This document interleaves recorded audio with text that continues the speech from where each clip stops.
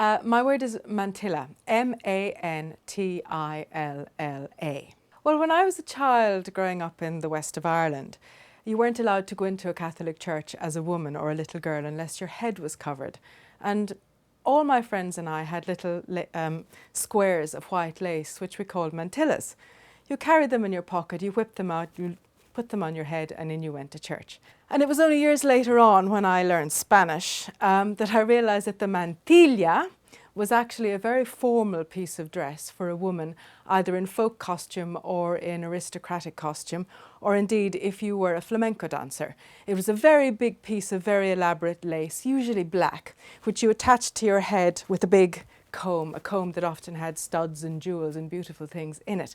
For example, this is the Queen Maria Luisa of Spain, painted by Goya in 1799. And as you can see, she's wearing an absolutely gorgeous mantilla attached with a pink bow to the top of her head. And it makes a woman who wasn't particularly attractive look 10 times better.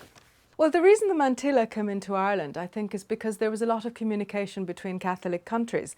And so customs from Spain would very easily seep into Ireland, particularly, I think, as a lot of the Irish priesthood were trained in Spain in the 18th and 19th centuries, when it was actually difficult to train in Ireland as a Catholic priest. There weren't any seminaries until the middle of the 19th century. It was a kind of communion of Catholics, as it were.